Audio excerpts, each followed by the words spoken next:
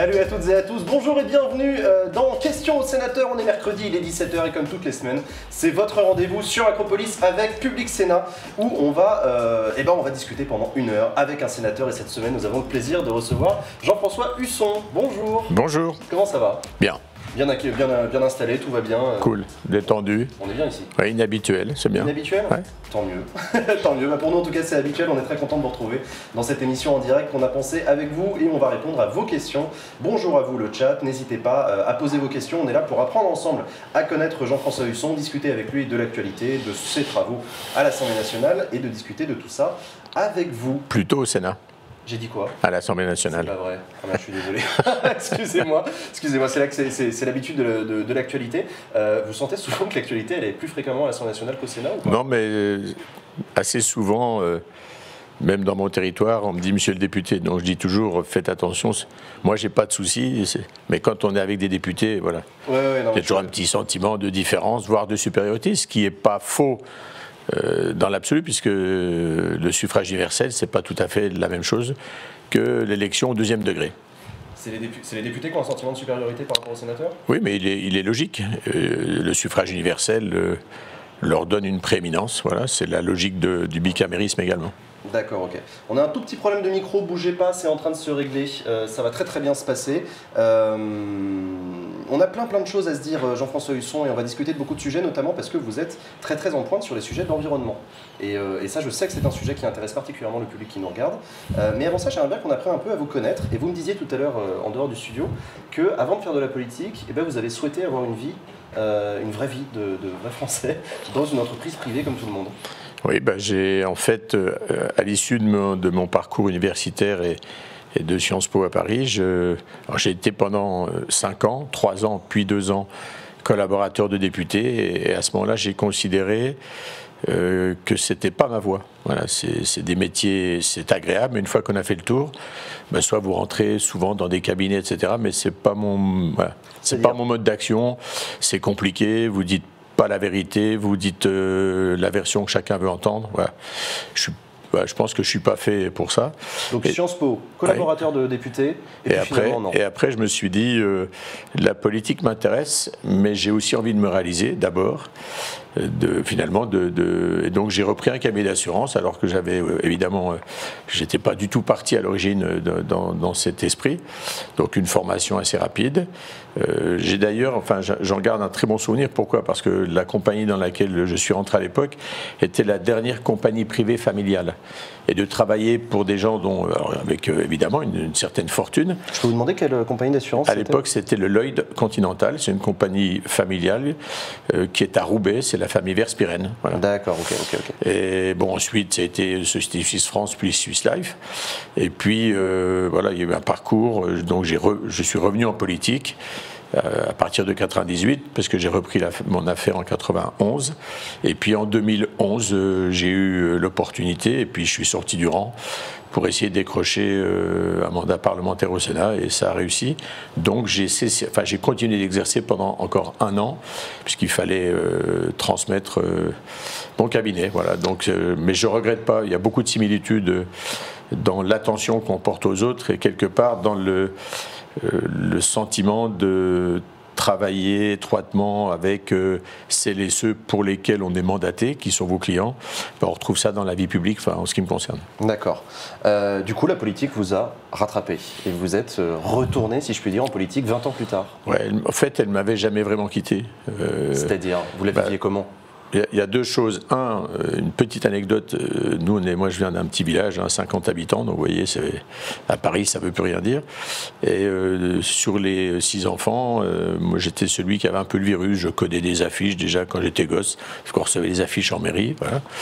Et puis, je n'ai jamais quitté parce que l'engagement dans la vie publique et l'engagement de manière générale fait partie de mes valeurs. Voilà. Donc j'ai fait beaucoup de sport, j'ai fait un peu de scoutisme, j'ai fait des colos, enfin voilà.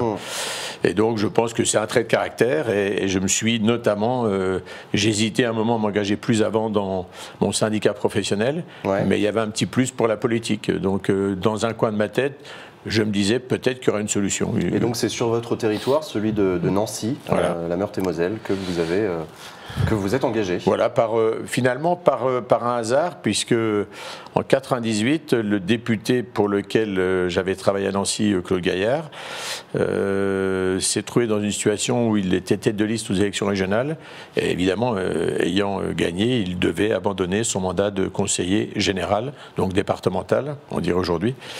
Et là, je n'étais, entre guillemets, j'avais aucun mandat, j'étais inconnu, mais à la fois, je pense, son parrainage. Et puis, mine de rien, il s'est avéré que j'étais un peu plus connu que ça. Donc, ça m'a souri. Voilà. Puis après, il faut continuer le travail.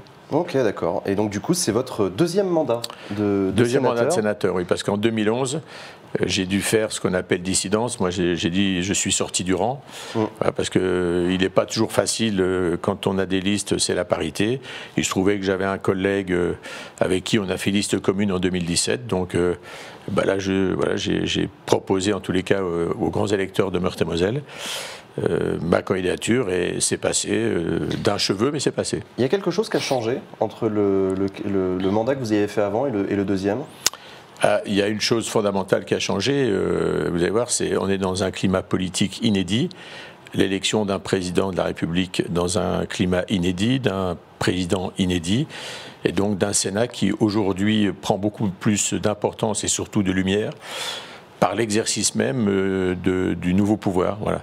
Dans l'équilibre des pouvoirs de la Ve République, c'est la première fois où le Sénat est autant regardé, prend autant d'importance.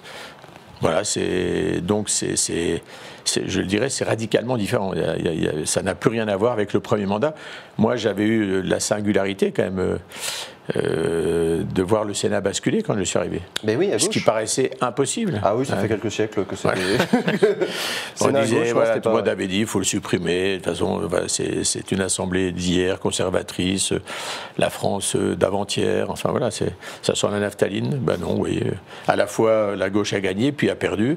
Et aujourd'hui, je pense, moi, que le Sénat justifie pleinement à la fois son existence. Vous savez, la vie... de manière générale, c'est de se construire avec des équilibres. Ouais. Mais on va en parler de ça, je suis sûr, parce qu'il y a souvent beaucoup de questions dans cette émission sur l'avenir du Sénat. La réforme institutionnelle nous fait réfléchir à la question de l'équilibre entre les deux chambres, le présidentialisme, etc. On va peut-être avoir l'occasion d'en parler.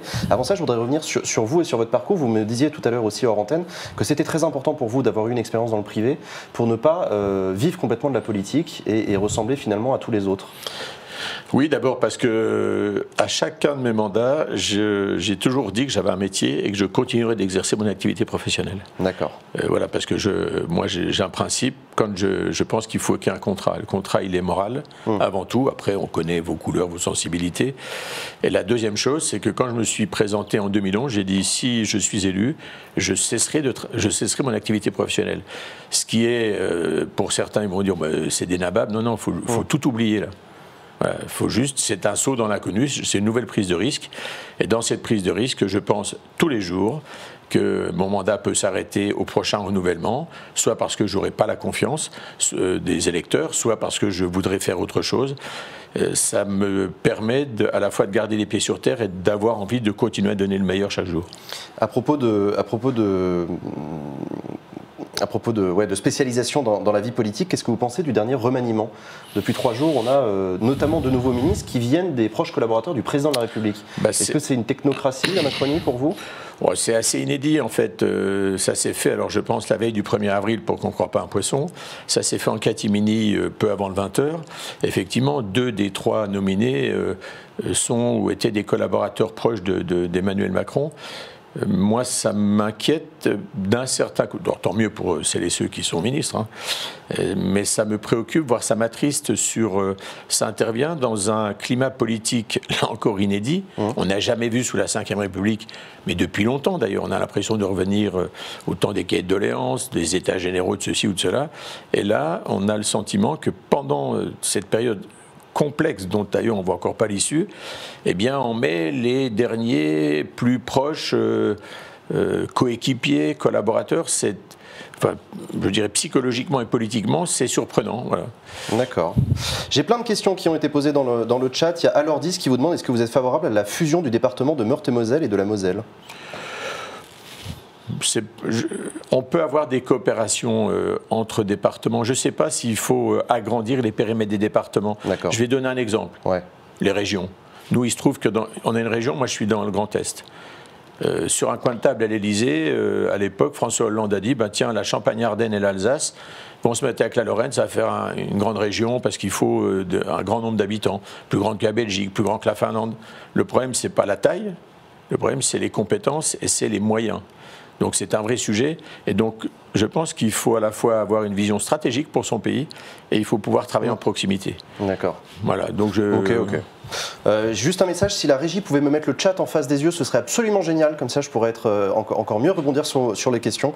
Avant de rejoindre le groupe UMP qui est devenu les Républicains au Sénat, vous avez été un non-inscrit. Un non-inscrit, un indépendant.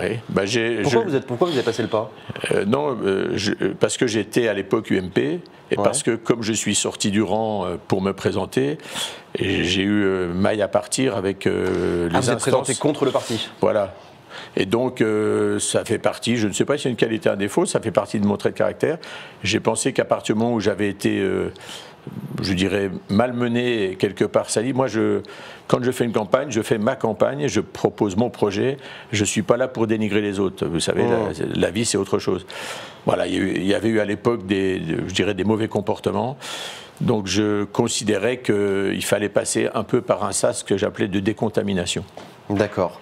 On a une question de la part de Tsar 333 qui vous demande ce que vous pensez de l'évolution des Républicains vers la droite dure, tendance Wauquiez-Bellamy, plutôt que vers la droite modérée, entre guillemets, Pécresse-Bertrand. Qu'est-ce que vous en pensez? Moi, il s'avère que... Alors, sur Bellamy, je pense qu'on va découvrir un profil nouveau, c'est-à-dire un jeune qui a de la profondeur, qui a de la fraîcheur. Alors qu'il y a des idées, certaines qui dérangent, d'autres qui vont surprendre, mais dans les deux sens. Ça vous dérange, vous, ces idées sur l'avortement, par exemple? Sur l'avortement, je suis... alors, il a eu l'occasion de s'expliquer. Moi, je suis d'origine UDF.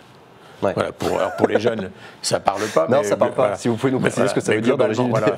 C'est-à-dire, c'est une droite ouverte, modérée, une droite de progrès, et surtout qui accorde une importance, je dirais, à la place des femmes et des hommes dans la société. En fait, notre projet, c'est un projet teinté d'humanisme et de modernité.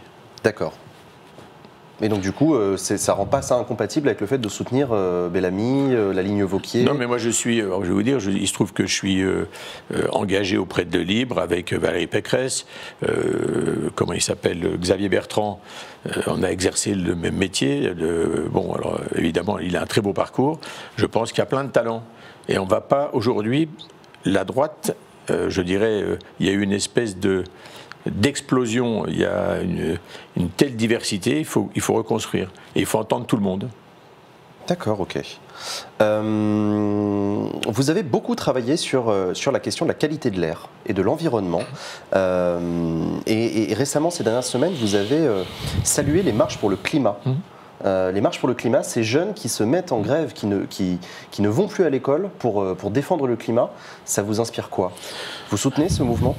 Alors, moi, je soutiens tout ce qui va vers une évolution, voire une révolution des comportements, des mentalités, des modes de faire. Que ça touche la vie de tout un chacun en tant que citoyen, que ce soit l'entreprise, que ce soit l'agriculture. Moi, j'ai mon frère qui est agriculteur, donc je suis ça toujours d'assez près, parce que je pense que ces sujets, ils touchent finalement à la vie et à la destinée collective qu'on doit... je dirais qu'on doit accompagner, qu'on doit favoriser. Et donc les enjeux écologiques et environnementaux, ils ont ceci d'important, c'est qu'on peut avoir une vision, un rêve, à la fois planétaire et de proximité. Et ça, c'est formidable. Et quand je suis allé, je vais vous dire, moi, quand je suis allé à Nancy à la marche pour le climat, d'abord, ça m'a surpris un certain nombre, parce qu'on connaît, il y a ceux qui ne vous connaissent pas, vous êtes des anonymes, mais finalement, cette marche pour le climat, elle était... bon enfant, elle était dans une ambiance plutôt festive et joyeuse. Elle était, pour être tout à fait honnête, plutôt de sensibilité de gauche, voire très à gauche. Mais si on veut avancer, il faut travailler ensemble, je dirais au-delà de nos sensibilités. Donc un sénateur, les Républicains, a sa place dans une marche pour le climat.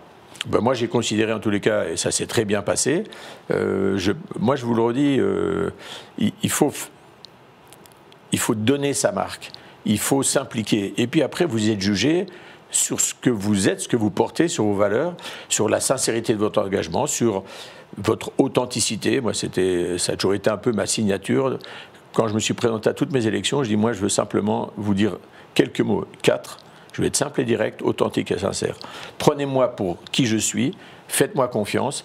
Si ça vous convient pas, vous me le dites, je corrigerai, j'améliorerai, je reculerai, j'avancerai. Simple, direct, authentique et sincère. Ouais. Ça, c'est votre signature, c'est votre marque de fabrique. Ça vous différencie des autres sénateurs, selon vous? Je ne sais pas, c'est mon tempérament. Voilà, ça se traduit comment par rapport aux autres? Ça se traduit que j'essaye de pas considérer que je suis celui que je ne suis pas, en fait. C'est-à-dire qu'il faut garder le sens des réalités des choses. Il faut essayer de vivre, je dirais, à la fois sobrement. Alors, on a on va se le dire, des facilités à droite ou à gauche. On vous fait des courbettes, voilà. Puis vous êtes dans la société une personnalité par le statut que vous avez, mais le statut ne doit pas faire de vous quelqu'un de différent, d'autant, de méprisant. C'est tout le contraire. Vous avez une obligation plus importante de regard et d'attention portée à tous et à chacun, et notamment à celles et ceux qui sont parfois en difficulté. Finalement, je le redis, c'est le sens de la vie. D'accord. Il y a une question de Célan31 dans le chat qui vous demande, est-ce que l'on peut penser la question écologique avec un objectif de croissance pour un pays, ou est-ce qu'il faut changer de paradigme? Dans la question, je pense que elle est quasiment, la question, me semble-t-il, il faut changer la croissance. On peut être dans la décroissance. Moi, je ne crois pas. Alors, donc, c'est-à-dire, je pense. Comment on fait pour être pour la croissance et pour l'écologie? Parce que je pense c'est là où je dis, il faut changer le paradigme et le logiciel. Aujourd'hui, par exemple, quand vous regardez, je vais vous prendre un exemple, parce que ayant été pendant une quinzaine d'années en responsabilité sur les enjeux d'environnement, et je vais prendre un exemple, c'est les déchets. Aujourd'hui, vous avez, alors on a différentes formules, mais politique de gestion des déchets, à un moment donné, c'était, il y a une taxe d'enlèvement des ordures ménagères, et on l'augmente, mais elle augmente moins, plus vous triez, etc. Et en fait, c'était quoi l'objectif pour moi? C'était d'inverser la tendance à une augmentation inexorable. Et quand j'ai pris la responsabilité des sujets environnementaux, moi, sur le Grand Nancy, qui est aujourd'hui une métropole, on me prédisait, puisque nous on incinère, l'installation d'un 3e four pour traiter, incinérer les déchets. Parce qu'on me disait, ça monte inexorablement. C'est l'inverse qui s'est passé. Pourquoi? Parce qu'on a cherché à valoriser plus le verre, le papier, sur les déchets verts qu'on brûlait des déchets verts, les tonnes de gazon. Le gazon, c'est 80% d'eau. Brûler de l'eau, vous m'expliquerez, je ne suis pas un grand scientifique, mais on voit bien que c'est quand même assez déconnant. Eh bien, qu'est-ce qu'on a fait? On a fait du compostage et on rendait le compost gratuitement dans chaque commune pour les habitants. Mais je vais vous dire, c'est ça. Donc ça veut dire quoi? Ça veut dire qu'il faut passer d'une économie de déchets à une économie de produits.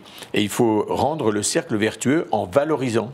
C'est ça qui est génial. Et donc il faut inventer des nouveaux modes de faire, il faut revaloriser, il faut recycler. C'est tout ça qu'il faut regarder. Il faut arrêter de jeter. Autant je pense que je vous comprends au niveau local, autant j'ai du mal à voir comment ça se traduit dans une politique nationale.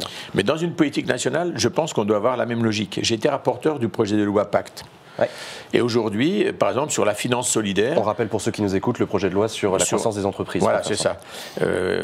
L'idée, c'était d'encourager la finance verte, la finance solidaire. C'est-à-dire, aujourd'hui, on a de plus en plus de Français qui souhaitent, même dans leur placement, donner du sens au placement, donner une valeur, en disant, même si on a moins de rentabilité, si ça peut servir à recréer des chaînes de solidarité, à redonner une place à chacun, nous on est prêts, voilà, c'est une manière de contribuer.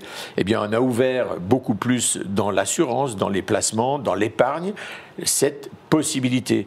Et c'est là où on a les valeurs, alors, il y a les valeurs de l'économie, parce qu'il faut continuer d'être compétitif. Et si on est compétitif parce qu'on est un pays qui portera plus haut, plus fort et plus loin l'ambition écologique, l'ambition de ce que je vais appeler la valeur ajoutée environnementale, la plus-value environnementale, tout ça, pour moi, ce n'est pas des gros mots. Il faut être performant dans l'environnement à tout point de vue. Il faut réduire les pesticides ici, il faut réduire les pollutions, parce que tous ces enjeux, ils se rejoignent à la fois parce qu'il faut de la croissance, il faut créer de l'emploi, et puis il faut aussi protéger la santé de tout un chacun, et enfin, il faut être performant. Mais moi, si demain, dans un territoire où si mon pays, par ces mutations, et parce que les entreprises, la recherche, l'innovation, la performance, on a cette envie, mais moi je suis le plus heureux des hommes, c'est une telle ambition qu'il faut surtout, enfin, il ne faut pas ménager ses efforts. On a de plus en plus de questions qui arrivent dans le chat sur ces questions d'environnement. Je suis très content. Bienvenue à toutes celles et à tous ceux d'ailleurs qui nous rejoignent. On est toujours en direct avec Public Sénat et Acropolis dans cette émission Questions aux sénateurs. Et aujourd'hui, on a le plaisir de recevoir Jean-François Husson. Vous avez repéré quelque chose dans le chat? Oui, je vois qu'il y a un projet plus ou moins controversé d'augmentation de la capacité de l'autoroute A31, voire de créer une nouvelle portion entre Nancy. Oula, ça a l'air précis ça comme question, voilà. C'est local. Oui, je ne sais pas. Qu'est-ce que vous en pensez? C'est visible. Alors, en gros, hein, c'est de Luxembourg à Nancy, après on va sur Toul et on descend sur Lyon. Ouais. C'est ce qu'on appelle un peu le sillon, alors c'est le sillon lorrain. Ouais. Là, on a un souci on arrive à la fin de la capacité de cette autoroute où il y a beaucoup de transit. D'accord. Il y a un double sujet. Je dirais un engorgement et la traversée des poids lourds étrangers. Alors c'est un sujet parce que l'Allemagne, le long du Rhin, les fait passer aujourd'hui dans le sillon alsacien. Et dans le projet de loi actuellement débattu au Sénat, il n'est pas impossible que ça nous amène, là encore parce qu'il y aurait une écotaxe, à nous les balancer, on va le dire comme ça, sur le sillon lorrain. Ah. Donc c'est chiant ça. Il y a un sujet parce que le sujet c'est quoi? C'est les camions qui viennent de l'étranger, qui finalement utilisent nos infrastructures, sans qu'il y ait de contrepartie à l'entretien, etc. Donc c'est un sujet sur l'entretien, c'est un sujet sur les effets environnementaux de pollution de l'air et de bruit. C'est-à-dire que l'écotaxe alsacienne va créer plus de pollution en Lorraine. Elle risque, puisque pour l'instant c'est Allemagne aux dépens de l'Alsace et demain ça risque d'être Allemagne et Alsace aux dépens des Lorrains. C'est vachement intéressant comme sujet. Donc vous travaillez là-dessus oui, je travaille là-dessus et justement sur ce débat-là, à proximité immédiate de l'agglomération d'Ancennes, sur un secteur autoroutier qui est aujourd'hui limité à 110 à l'heure, puis à 90, j'ai proposé qu'on passe à 90 et à 70. On me dit que je suis fou, je ne suis pas fou. Moi, je pense à la santé de celles et ceux qui habitent à proximité. Donc, on a besoin, je pense, de murs anti-bruit. On réduit la pollution parce que si vous allez moins vite. Et puis, en plus, je pense que le jour où on change les revêtements, il faut qu'ils soient... qui piège davantage le son. Enfin, je crois qu'on ne peut pas considérer qu'on ne peut pas réparer des erreurs ou des équipements d'hier. Vous parlez beaucoup de santé en lien avec l'environnement et en 2015, vous avez été le président de la commission d'enquête du Sénat sur la pollution de l'air. Le coût économique et financier. Le coût économique et financier, pour être précis, de la pollution de l'air. Récemment, on en a beaucoup entendu parler de la pollution de l'air. Je pense à Strasbourg, je pense à Paris, les écoles à Paris, je pense dans le Finistère qui a été mis en vigilance, je crois, sur la pollution. Vous avez l'impression qu'on va dans le mur sur le sujet de la pollution de l'air? En tous les cas, on avance trop lentement. Je vais vous donner, pour marquer les choses, quand on a créé cette commission d'enquête, c'était à l'initiative des Verts à l'époque. Ouais. Dont au passage, d'ailleurs, sur l'écologie, je pense que l'écologie ne doit pas être ni dogmatique, ni politique politisée. Vous voyez, il n'existe plus aujourd'hui en tant que groupe politique, ni à l'Assemblée, ni au Sénat. Ouais. Voilà. Je pense qu'on doit tous changer de modèle et donc s'imprégner des valeurs de l'écologie. À l'époque, on nous disait, mais c'est une verte avec un républicain, jamais ça ne donnera rien, etc.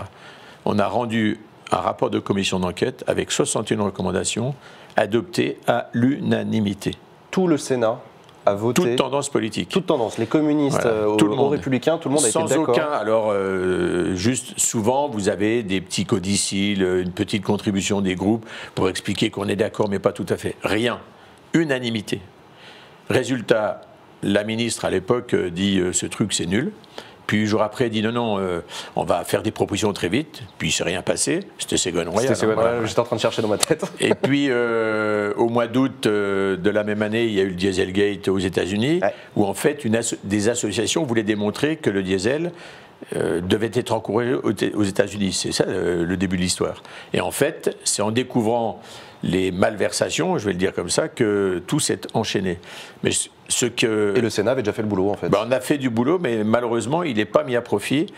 Aucun des ministres successifs, ils sont 4, n'a pris la peine, le temps de nous recevoir pour dialoguer sur le sujet. Aucun. Je les ai tous interpellés, y compris en question d'actualité du gouvernement. J'ai remis les rapports. C'est même pas une façon de nous recevoir, c'est un manque de courtoisie. Et surtout, pour moi, c'est préoccupant. Je pense que la politique, ça n'est pas que du marketing.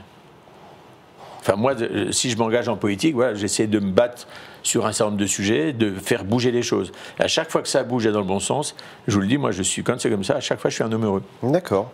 Il y a Loxy dans le chat qui vous demande qu'est-ce que vous pensez du fait que Trump retire les États-Unis de l'accord de Paris? Bon, c'est crétin, voilà. C'est dommage. Là aussi, je pense que c'est une faute politique. Les grands pays ont une responsabilité plus importante encore. Donc être dans le déni pour faire, je dirais, une forme de populisme, c'est pas bon. D'ailleurs, on sent bien quand même, je dirais, la montée globalement des violences, des formes de radicalisation dans les populations et dans les pays. Il faut s'en préoccuper. Ça n'est jamais un bon signe. Et il y a trop aujourd'hui de foyers de ce type-là dont on sent que voilà, ça monte progressivement. D'accord. Vous avez bossé, comme on l'a dit, sur la pollution de l'air, mais avant ça, en 2012, vous aviez aussi fait partie de la mission d'information parlementaire sur les pesticides. Oui, qui était présidée, je crois, par Sophie Primas. Très probablement, c'est pas moi qu'il faut le demander, mais sûrement. Et il y a Sarmac dans le chat qui vous demande: ne serait-il pas temps, monsieur le sénateur, de s'attaquer aux groupes agroalimentaires qui se sont accaparés le monde agricole au détriment du consommateur et des agriculteurs? Alors, il y a évidemment un travail à faire, mais comme je pense qu'il faut le faire en bonne intelligence, en se donnant des objectifs et surtout en étant dans une période de transition. Moi, c'est peut-être pas très bien, c'est peut-être pas très juste, mais je vais vous dire en une minute. Ouais. Je vais vous donner un exemple, il vaut ce qu'il vaut. Mon frère aîné, je vous l'ai dit, est agriculteur. Un jour, il a décidé de changer ses modes de pratique, ses polyculture élevage. Donc, il avait des vaches laitières, il faisait de l'élevage de viande, et puis il faisait également des céréales. Et à ce moment-là, il a choisi de ne plus retourner la terre. Donc ça veut dire quand vous n'êtes pas paysan, ça ne parle pas. Mais c'est le labourage. Il n'y a plus de labour. Voilà. Et un jour, vous avez un camion qui vient dans la cour, il met tout ça, et puis il s'en va. Et après, on vous dit, non, vous allez semer directement avec des nouveaux matériels pour préserver la terre, pour redonner une vie microbienne, etc. Et aujourd'hui, évidemment, la terre, il y a beaucoup de vers de terre, de lombriques, parce que c'est le travail de la nature qui se fait. Bon. Mais dans ce processus qui s'appelle de l'agriculture de conservation. Aujourd'hui, il y a quand même besoin, notamment, d'utiliser le fameux glyphosate. Alors, ça n'a rien à voir avec les dosages qu'on peut voir au Brésil ou ailleurs. Pourquoi? Parce que vous devez couvrir, et puis à un moment, pour faire disparaître, ça ne disparaît pas, vous n'allez pas au chalumeau, vous ne passez pas une faucheuse.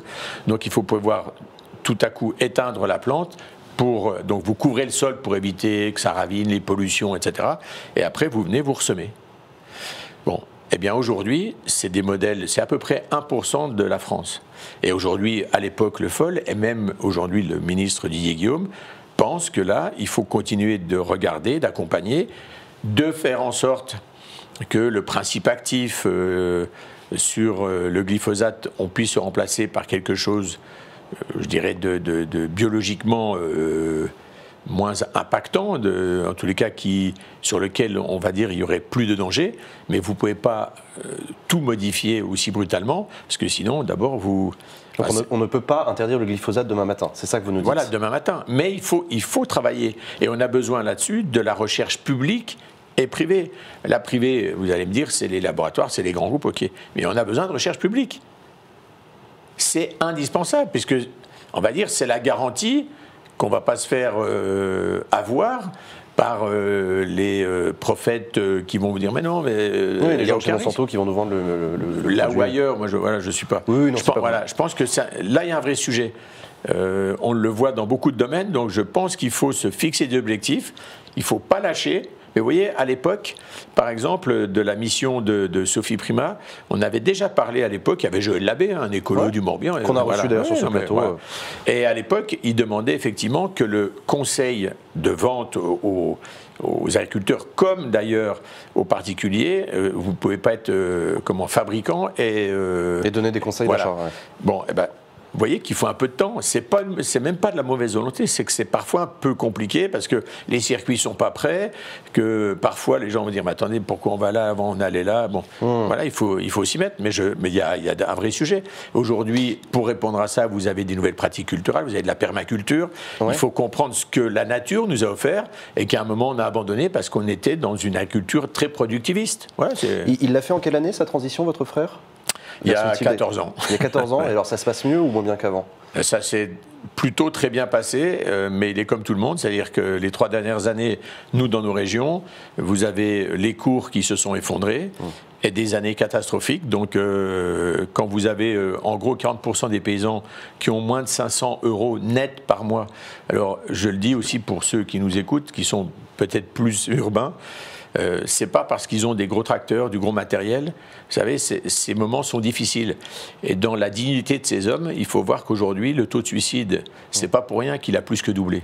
Parce que vous avez une espèce de pudeur qui fait que vous avez le sentiment que si vous n'y arrivez pas, vous êtes mauvais. Et vous gardez votre pudeur et votre responsabilité pour vous-même. Et puis, il arrive les drames qu'on connaît. Ouais. D'ailleurs, j'aimerais bien que vous, dans le chat, qui nous écoutiez, vous nous disiez dans le chat si vous êtes urbain ou rural. Avec autant de clichés que ça peut avoir, peu importe. Si vous n'arrivez pas à vous définir, c'est pas grave. Mais dites-nous un peu si effectivement vous êtes plutôt urbain. J'aimerais bien le savoir. Mais merci en tout cas de nous avoir partagé le témoignage de votre frère. C'est intéressant de voir comment les agriculteurs vivent les choses. Urbain, rural, rural, périurbain. Urbain, rural, urbain. Alors le chimique sur revenir au traditionnel mécanique. Ouais. C'est quand même. Alors c'est très compliqué, vous voyez, parce que. Il y avait une question dans le chat sur peut-on revenir à une agriculture mécanique. Si on fait ça, à ce moment-là, on va utiliser beaucoup de carburant.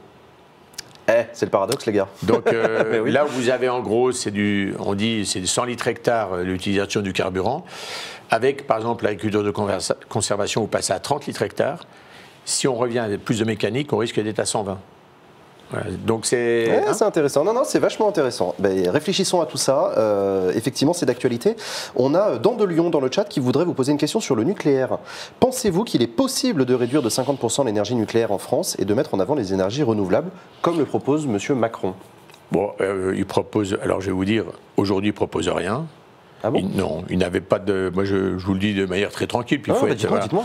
Faut être un peu. Faut aussi être un peu provocateur. Donc Emmanuel Macron ne propose rien. Non. En matière de nucléaire. Non, mais il n'a rien proposé, on va dire comme ça, on va dire différemment. Il n'a rien proposé en 2017. Il a fait une jolie opération de marketing avec Nicolas Hulot, qui était un homme de réflexion et plutôt de philosophe au service de la cause écologique, qui n'a pas trouvé sa place. Moi, je le regrette, c'est dommage, mais voilà, il faut en tirer, je dirais, les conséquences et les conclusions. Le nucléaire, c'est un choix de la France qui permet. Enfin, je vais essayer de donner les deux aspects. Ça nous permet d'avoir une énergie grandement décarbonée qui nous permet d'être très en force dans la lutte contre les gaz à effet de serre. Alors, il y a le sujet des déchets nucléaires, mais c'est comme si vous parlez du pétrole et des produits pétroliers, on peut aussi dire beaucoup de choses. Donc, il faut intégrer les deux. Réduire de 50%, il faut voir comment. Il faut voir à quel horizon. Quand c'était pour 2025, je crois. Non, mais 2025, c'était à l'époque sous François Hollande. Je pense quand même qu'il faut pas mentir aux Français. C'est pas possible de réduire. Pour 2025, non. Pour plus tard peut-être, mais les remplacer par quoi ? Moi, je suis favorable aux énergies propres, renouvelables, etc. Mais je vais aussi dire une chose. Aujourd'hui, ces énergies, économiquement, elles coûtent très cher. Qui est-ce qui paye ? C'est le contribuable. Qui est-ce qui s'enrichit parfois ? Ce sont les grands groupes. Donc si on veut trouver une place, il faut aussi regarder sur quel modèle on travaille. Et là encore, ce n'est pas tout blanc d'un côté, tout noir de l'autre. D'accord. Vous appelez un peu à mettre de la mesure dans notre conviction écologiste? Eh bien, en fait, je pense qu'il faut, voilà, il faut de la mesure, mais par contre, une fois qu'on se donne les objectifs, il faut se battre pour les atteindre. En gros, c'est ça. Moi, je suis pas pour le coup, je suis pas pour quelque chose qui serait un peu des objectifs mous, mais honnêtement, il faut pas mentir, parce que si on ment, il faut pas s'étonner que ça décroche. Vous pensez qu'on a menti aux Français par le passé? En tous les cas, on n'a sûrement pas dit toute la vérité. Les Français se sont mentis à eux-mêmes. Parce qu'ils savent aussi qu'il y a plein de promesses. On l'entend dans les campagnes. Non, mais ça, on savait bien, mais de toute façon, à partir du moment où vous le proposez. Donc, on fait une erreur de proposer des choses inatteignables dans un délai non raisonnable. Ouais. Et les Français, à un moment donné, on les a un petit peu drogués. Il y avait une question de Latix qui vous demande s'il y a une réflexion sur l'après-pétrole. Des chercheurs s'accordent sur le fait que d'ici 2030, des problèmes pourraient émerger. Quand on parle de problème, on parle d'une explosion tellement délirante du coût du pétrole que ça va déclencher des guerres et des... Je ne crois pas qu'en tous les cas que le problème ou le manque, la pénurie de pétrole soit à un horizon aussi proche. Regardez, moi je ne suis pas spécialement favorable, je le dis, mais regardez ce qu'ont fait les États-Unis. À un moment donné, quand les prix soit augmentent, en fait la loi du marché fait que vous allez à ce moment-là chercher, explorer, forer des puits possibles de pétrole que vous n'auriez pas à une époque exploré parce que c'était d'un coût trop élevé ou parce que... Vous pensez qu'on n'a pas encore trouvé tout le pétrole et qu'on peut encore aller... Oui, puis non mais je pense, enfin on voit aussi tout ce qui peut être fait autour de l'hydrogène, enfin etc. Moi je fais confiance à à l'intelligence humaine pour mesurer et se lancer sur ce qui peut demain nous permettre à la fois de répondre aux besoins de production de la vie économique et humaine, mais en étant plus respectueux de l'environnement, plus respectueux des ressources naturelles. Vous savez, moi, il y a une chose qui me frappe beaucoup aujourd'hui. Alors, c'est vrai dans les écoles primaires et même dans les lycées, mais c'est la quête de sens de beaucoup de jeunes dans leur parcours universitaire et quand ils démarrent dans la vie. Je pense qu'ils sont comme nous, on a poursuivi un développement peut-être trop aveugle, trop monolithique. Et le nombre de jeunes qui font des césures, qui vont vivre des périples, des expériences dans des organisations non gouvernementales, associatives, c'est génial. Ça veut dire quoi? Ça veut dire, oui, on veut gagner notre vie, mais on est intelligent. Est-ce qu'on ne peut pas faire autrement? Est-ce qu'on ne peut pas donner un peu de son temps? Est-ce qu'on ne peut pas regarder la manière... Ça vous donne de l'espoir de voir les jeunes comme ça? Ouais. Mais moi, je vais vous dire, je trouve ça génial. Et je vais vous dire, je pense que c'est aussi parce qu'à un moment donné, on nous a tout interdit. Je prends toujours l'exemple d'un jeune qui avait même pas 18 ans à Nancy, qui à un moment a fait voler un drone au-dessus de la ville, qui a filmé la place Stanislas, puis qui a mis ça sur le réseau. C'est tout juste s'il n'était pas venu un dangereux terroriste, mais il avait utilisé une faille dans la législation, et donc c'est sûr, après on se dit, ça peut arriver à tout le monde. Mais aujourd'hui, on vous interdit tout, vous n'avez pas le droit de faire ceci, machin. À un moment, le rêve, c'était uniquement d'être fonctionnaire. Aujourd'hui, les jeunes, ils créent, ils ont envie, mais tant mieux, je veux dire, je dis toujours, il faut leur lâcher les bretelles, le risque, ça fait partie de la vie, il faut les aider, il faut les écouter, c'est ça la vie en société, c'est un collectif, alors il ne faut pas permettre tout, parce que vous avez aussi des usurpateurs, donc ceux-là, ils doivent aussi subir les sanctions, mais c'est ça, c'est cette capacité aujourd'hui à redonner, je pense, plus de sens dans notre engagement, dans la vie. Pour moi, c'est un motif d'espoir. Et les enjeux écologiques et environnementaux, ils sont à cette rencontre-là. Tant mieux, vous l'avez dit tout à l'heure dans les marches pour le climat auxquelles vous êtes allés. Il y a une question que j'aime bien de Max qui vous demande, vous n'êtes pas devin, mais comment imaginez-vous la vie en France en 2050 ? Bon, d'abord, premier truc, j'espère être encore là. Ça, c'est la première chose. Toujours au Sénat ou pas ? Oh non, moi je pense qu'il faut, il faut savoir se rendre utile si j'ai la chance d'être en bonne santé. Bon. Mais aujourd'hui, c'est difficile de dire parce qu'il y a beaucoup d'inconnus. Moi, je pense, il y a quelque chose, pour moi, il y a une grande inconnue qui est un espoir, mais qui me pose question et quelque part qui peut faire peur. C'est jusqu'où on va utiliser l'intelligence artificielle et dans quel domaine. Vous redoutez l'intelligence artificielle ? Je pense qu'il faut maîtriser les données et l'intelligence artificielle. D'accord. Sinon, c'est glaçant. Voilà. Donc ça, c'est un sujet. On ne le sent pas encore. Hein. Enfin, on ne le sent pas encore. Tout le monde en parle, mais on ne voit pas bien les choses. Mais il va se passer des choses aujourd'hui. Bah, regardez d'ailleurs, dans le grand débat national, il y a des algorithmes pour dire ceci, cela. Enfin, on fait des. Moi, j'aime encore bien, si vous voulez. Il faut pouvoir continuer à parler, comprendre, etc. Si c'est des outils de la décision, si tout ça est encadré, ça rend, voilà, ça aide, mais surtout ne pas remplacer. Enfin, moi, voilà. D'accord, ok.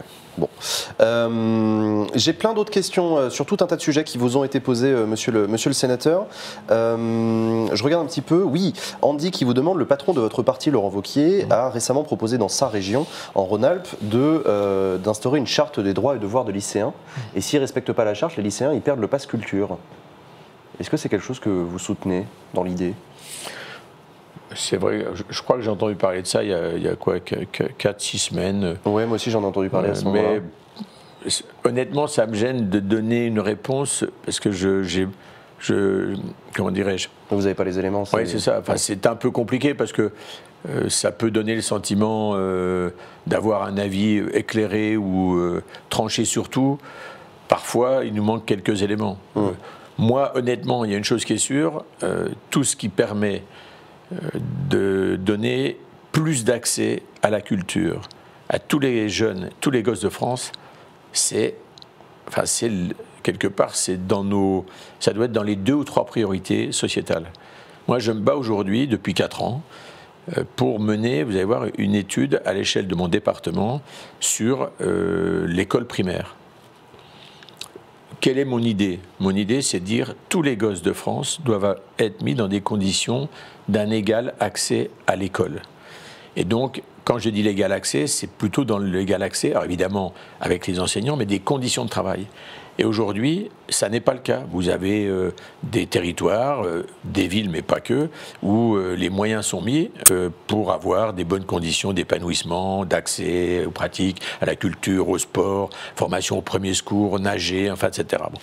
Et puis vous avez des territoires avec moins de population, parfois des territoires en difficulté, parfois, bon, où c'est très différent. Et pour moi, si on conduit une étude avec l'État et les collectivités, parce que dans une journée d'école, en gros, un gosse, il sort à peu près 10 heures de son domicile avant de rentrer. Il est 5h15, c'est le temps de l'éducation nationale, de l'instruction. Le reste, en gros, les 5 autres heures, c'est les déplacements, la cantine, les activités, etc., multiples et diverses. Par contre, tout ça est payé par les collectivités. Et le rôle que nous devons avoir ensemble, l'État et les collectivités, c'est de faire en sorte qu'on donne des moyens les plus, je dirais, équitables possibles et égaux pour que les gosses aient ces chances-là. D'accord. Voilà, pour moi, c'est pareil, ça rejoint donner du sens aux choses. Il y a une question de Nicolas qui vous demande une question sur l'immigration massive des personnes clandestines sur notre territoire. Je pense qu'il ne faut pas d'immigration clandestine massive, c'est évident. Voilà. D'accord. Alors pour le coup, je pense qu'on doit avoir des règles. Il y a des personnes, celles qui, comment dirais-je, obéissent à certaines règles de droit pour être protégées, etc. La France a toujours été... Sur l'accueil des réfugiés. Bien sûr. Okay. On est terre d'asile, ça ne se discute pas. Après, il faut faire les choses proprement, enfin, etc. Enfin, humainement, on n'est pas des bêtes, on n'est pas des sauvages, quoi. Par contre, toutes celles ou tous ceux qui voudraient venir pour tricher, abuser, enfin, etc., si c'est illégal, c'est illégal. Enfin, d'accord. Voilà, il y a un moment, il faut être... Elle tombe bien cette question parce qu'on a reçu pas mal de questions pour vous dans le cadre des européennes. Par exemple, Dan de Lyon qui vous demande comment est-ce que vous expliquez que La République En Marche et le Rassemblement National dominent largement les intentions de vote aux élections européennes ? Bon, on a un problème. D'abord, il y a un émiettement de la vie publique. Quand je me suis présenté en 2011, je me souviens, j'avais mis dans un de mes documents à l'adresse des maires, c'est la fin de la bipolarisation de la vie politique, la droite, la gauche, pour faire ça. Regardez, ça c'est... Bon, c'était en 2011, hein, c'est allé assez vite. En 2017... Vous aviez été visionnaire à l'époque, parce qu'effectivement, en 2017... Ben voilà, ça m'arrive, j'ai dit la même chose sur les gilets jaunes pour le carburant, où j'avais pris la parole au Sénat dans la nuit du 23 au 24 novembre 2017, en disant au ministre Gérald Darmanin, Monsieur le ministre, avec la taxe carbone, en tous les cas, l'augmentation que vous lui donnez, demain, on risque d'avoir des bonnets rouges. Gérard Larcher a dit, il s'est trompé sur une chose, c'était pas des bonnets rouges, c'était des gilets jaunes. Mais bon, c'est la même chose. Et pourquoi? Parce qu'aujourd'hui, on a une fragmentation. Moi, j'avais dit, quand il y a eu les difficultés dans la campagne présidentielle de François Fillon, j'ai dit, c'est une bombe à fragmentation lente. Et c'est exactement ce qui se passe. Vous avez un émiettement de toutes les familles, ou sensibilités politiques classiques, les partis. Le nouveau En Marche, il est en marche, il est en construction, mais il n'est pas solide. Ça repose sur, je ne sais pas si c'est la maison en paille, voilà. C'est difficile. Et donc aujourd'hui, on a une responsabilité qui est particulière. Il y a deux choses. Il y a une partie des Français qui souhaitent, et qui viennent de droite et de gauche, c'est vrai, et puis qui changent, qui souhaitent que le pays soit dirigé, tenu.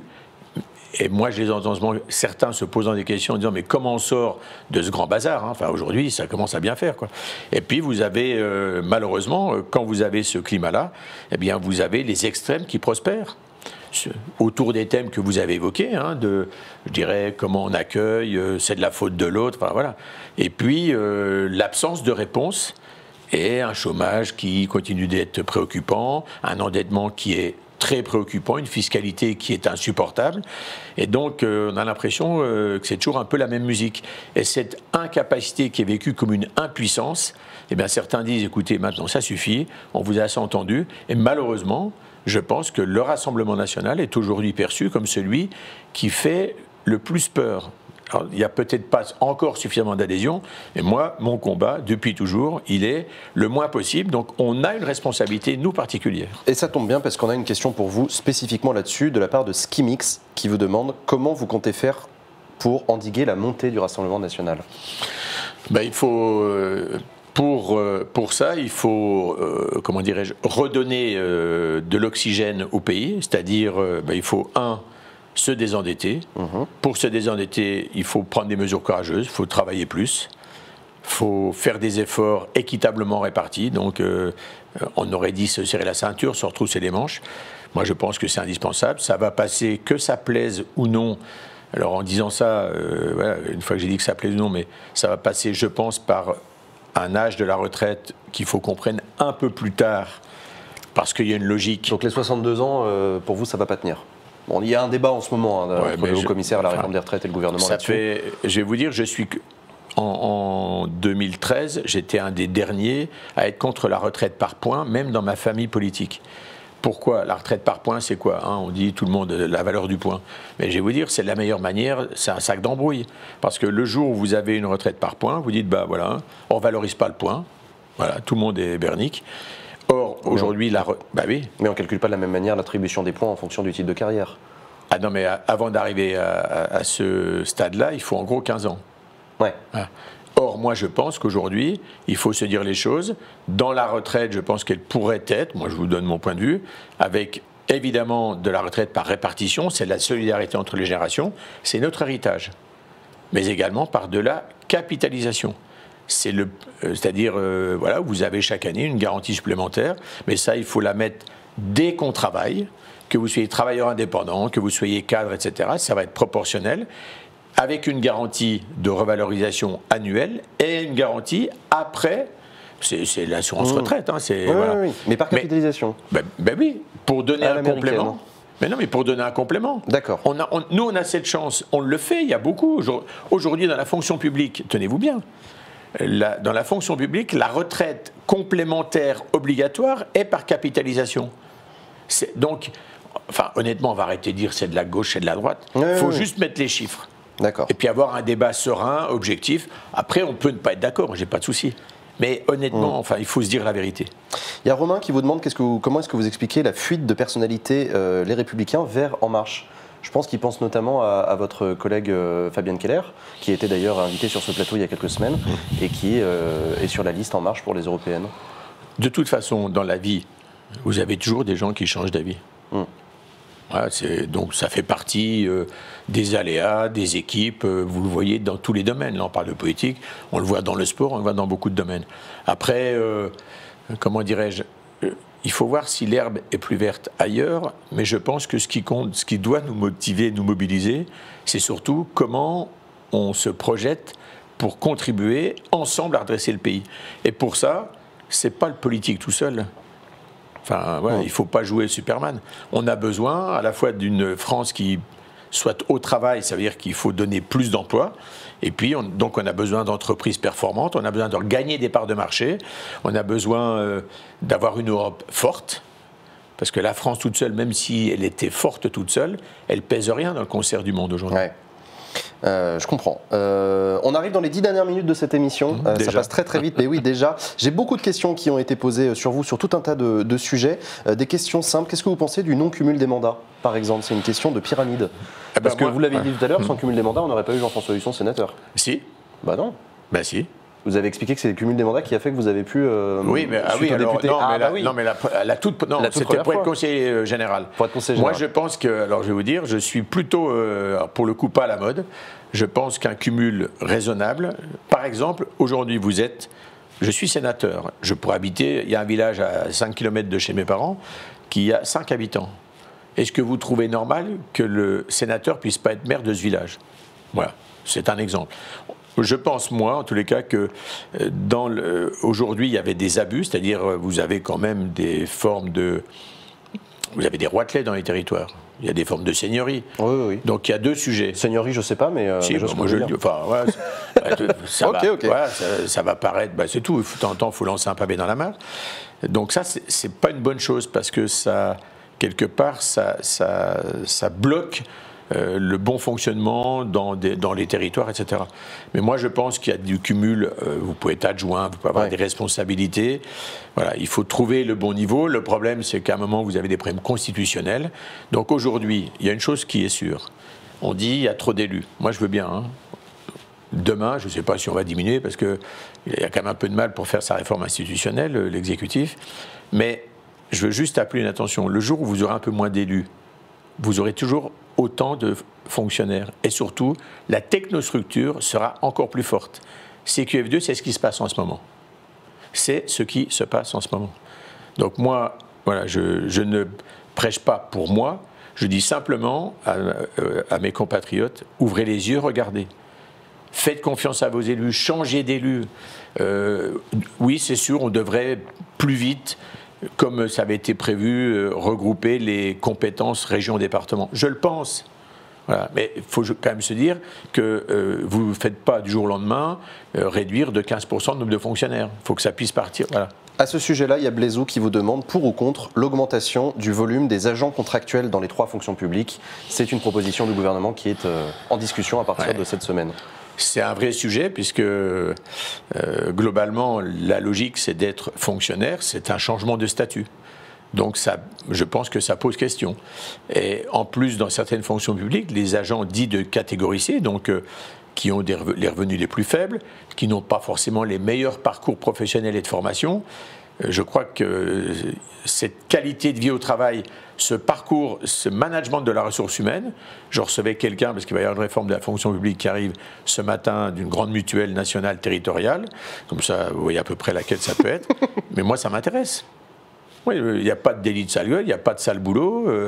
Oui, je ne suis pas toujours d'accord avec, je l'ai dit, la technostructure, les hauts fonctionnaires, parce que ça me fatigue, parce qu'ils nous prennent, nous, ils disent, de toute façon, les élus, ils dégagent. Nous, quand on est élu, on a aussi une responsabilité, on doit avoir cette aptitude à proposer du changement. Et puis, quand le changement il marche, on doit aussi obéir aux nouvelles majorités.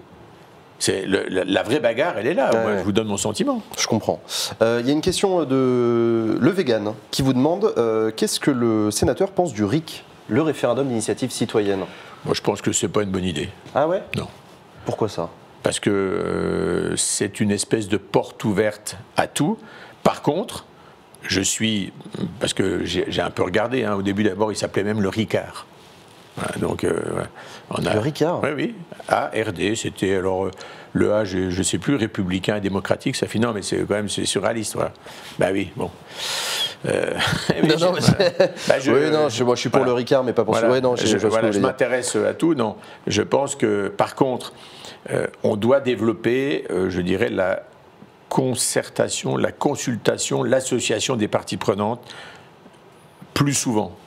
Alors, elle a tendance à se faire au niveau local. Elle ne se fait pas assez au niveau national. Donc, il faut ouvrir des pistes, ça c'est évident, sur des grands sujets.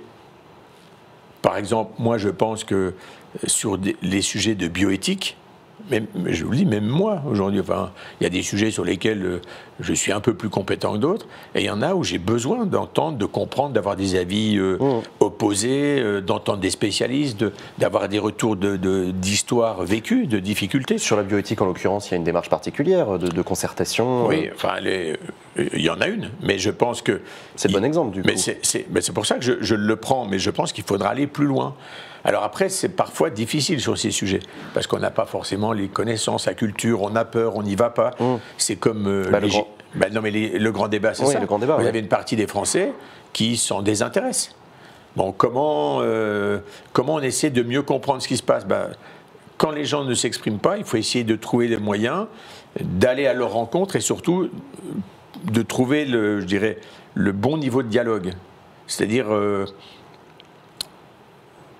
il faut voir quels sont les indicateurs, bons ou mauvais, pour pouvoir parler à ces gens-là et les amener à parler avec nous. Mais vous savez, de ce côté-là, il y a une chose, vous prenez sport et culture.